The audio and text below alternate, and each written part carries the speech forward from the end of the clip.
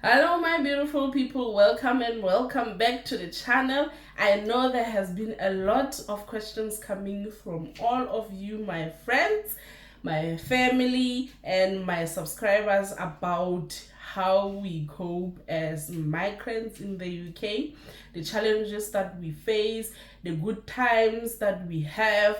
Today we're going to talk about that, so stay tuned for more. Welcome back to the channel. My name is Mpoi. I'm a nurse. I practice around nursing in the United Kingdom. I've been in the UK for more than a year now, and during my time I have experienced a lot of challenges, but today we're going to talk about a few of those, and maybe in future we'll talk about more. So as you all know, that I am originally from Lesotho, a small country that is totally interlocked by a Republic of South Africa in the southern part of African continent. So in my country we have two languages. We are actually bilingual. We speak English and our native language, which is Sesotho. English being our adopted language from Britain, because we were once colonized by British people in the 1950s, 60s, somewhere there. I don't know much about the history, but we were once colonized by British people. So that's how we came about adopting English as one of our official languages. So I grew up speaking English, unfortunately, or should I say fortunately. When I arrived in the UK, I could not understand English. I'm literally in a shock. I've spoken English since I was born. It has been part of my studies since crèche up until where I am. But believe me, it was a hassle when I came in here. I'm currently in Wales. Wales is also bilingual. They speak Welsh and English. And Welsh is closer to Afrikaans. It sounds like Afrikaans, but it's not even close. Let me not say it's close. But it's too much. Let me put in an example, if I would be able to even pronounce the way the Welsh people pronounce. But what I have discovered is that the letter T is always swallowed. Like, it does not appear in most of the sentences spoken. And a letter W is actually brushed over, like, it's, I don't know. I don't know how to express myself in this regard. Anyway, let me make an example. Let me say someone is asking me a question like, what do you think about that? What do you think about that? Right? That's how I will pronounce it in my own accent from Lesotho. But in the UK, specifically in Wales, they will be saying something closer to what I'm going to say now. It's not even close. It's a little bit... Okay, let's get into that. What do you think about that? Will go as like, it will go like, what do you think about that? What do you think about that? What do you think about that? What do you think about that? That's how it sounds, but it's actually more intense, more than I am saying, because I still have the T in me, the W in me, like it's still there, but here W is brushed over, a T is completely swallowed. So what I have done to overcome this obstacle, I would look directly into someone's face when they are speaking so that I can lip read. Apart from that, it's actually difficult because most of the individuals here, They don't even open their mouth. They speak through their teeth. My goodness, it's difficult. But when you are around the citizens here, you get to learn how they speak.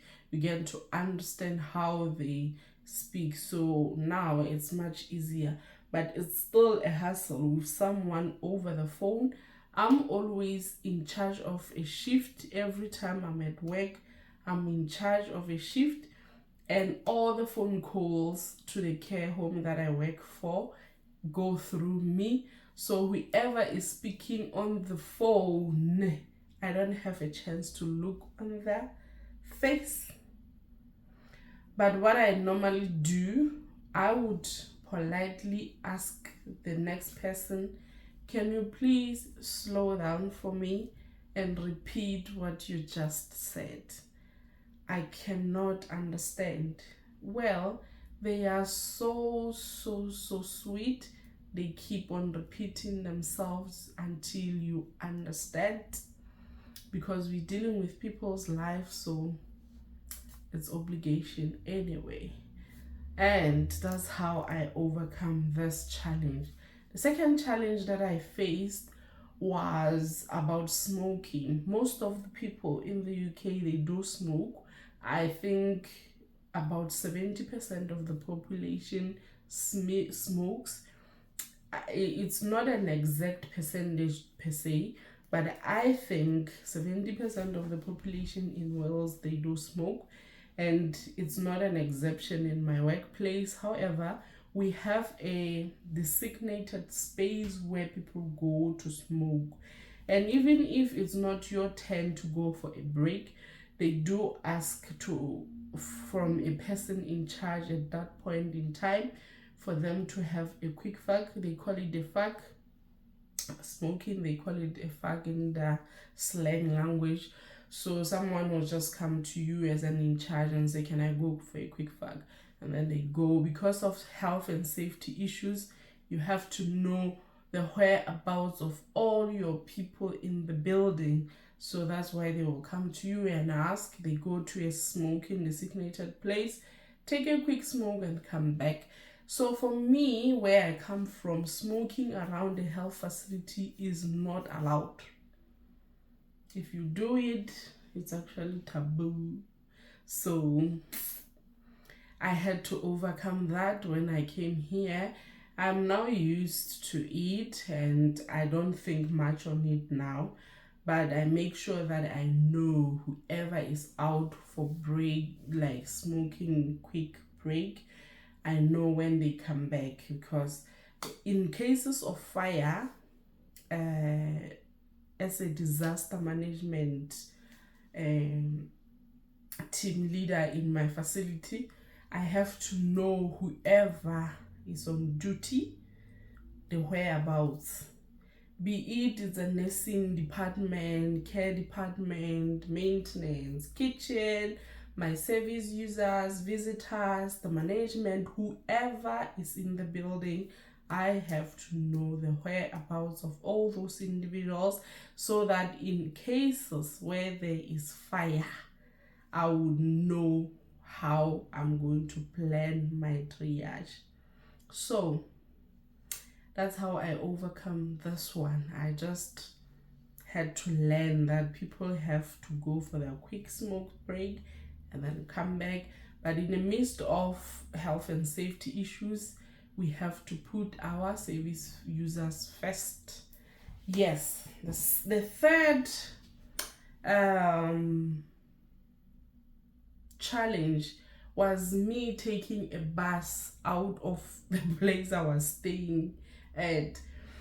So here the buses are regulated by time, and if you don't go to a designated place on time, you are going to miss that bus. So I did not know that when I am in the bus, I had to press something for the bus to stop so that I can get off where I want to get off at. And I used to get lost so many times until I realized that before a certain stop sign, people press something in the bus. So I had to go through YouTube, try to learn how to get off a bus, you know. So this is how I did it to overcome me getting lost in the UK.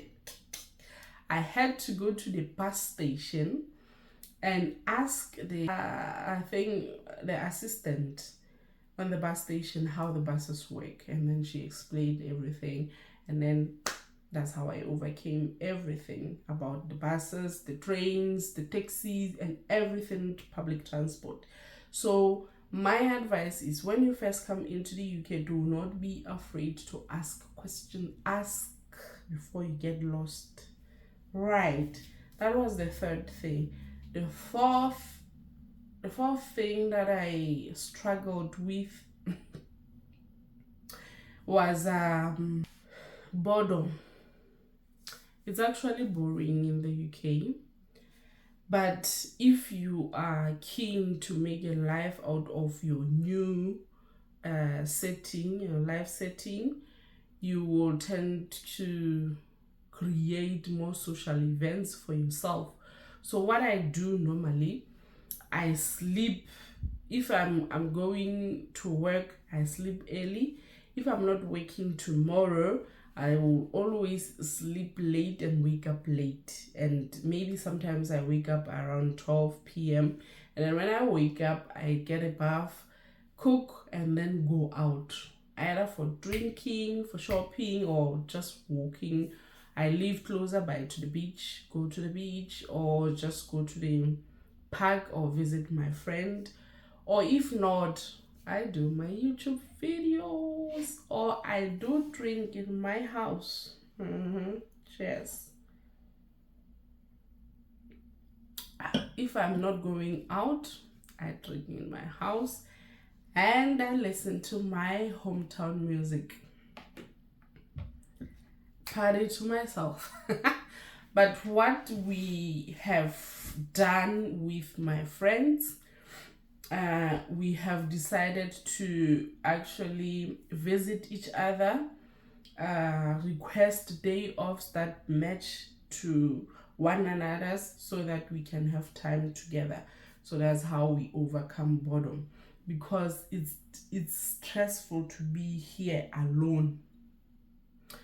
All of you, I don't know, my viewers or my YouTube family, you know that I am a mother. I have my biological son back home. I also have other kids that are not my biological children, but I care for those children. And altogether, if I am to put a number into the children that I have, I am a mother of 4. So these children that I care for, that are mine, I do miss them a lot. That is my main challenge. I miss my children so much. And what I normally do, I call them through WhatsApp, or if I don't reach them on WhatsApp, maybe because of data issues, I call through a certain application on the phone. There is one app that I am able to do an international call, very cheap. I have not contacted that application, so I will not mention it on my video, but there is a certain application that I use. It's very cheap to call back home using that application. So I use that app to call my family back home. It's actually very, very cheap, and it's helping a lot, because I do miss them very much. My main reason why they are not with me now, I had to settle first before I can bring them over. Again, childcare in the UK is different from childcare back home. It's actually very strict and very expensive. So weighing my options, it's much better if they are home than when they are with me here. But I do miss them as their mother. Anyways, what I do to overcome that, I call them every now and then. And I've decided to try to go home more often than before, because now I'm much more settled. I can plan visits to home more often. So these are the challenges that I can talk about today. But if you think you want to migrate to the UK, do not think, not even the UK only, if you want to move from Lesotho or from wherever you are to another foreign country, do not put your fears or challenges above of everything, because advantages really outweigh the disadvantages in this regard. I'm very happy that I made a decision to move into the UK. I've experienced things that I only dreamt of when I was in high school, and I think most of all my dreams, I have been able to achieve those. I'm left with, I think, the most prominent ones that I'm left with are only two. Most of my dreams I've been able to achieve since I arrived here. So advantages really outweigh the challenges that we do face in the UK, or being abroad, being far away from home, always speaking a different language. I know English is one of our official languages, but we have our own native language. And to actually not be able to speak my Sesotho every day has been a challenge on its own. But hey, life in the UK is better than in Lesotho. It's way better than in Lesotho.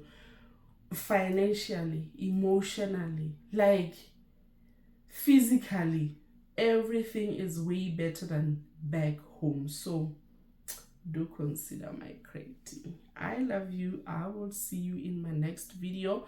Please don't forget to subscribe, like, share, and comment to this video. Your comments, your likes, and your shares actually help my channel to grow. As we speak today, we are sitting at 186 subscribers, which is a big number, because I had not anticipated this much growth in 3 months. So please continue to share the content, invite your family members, your friends to like, subscribe into my channel, and give this channel a chance to grow, because there's still much to share. I'll see you in my next video. Bye bye.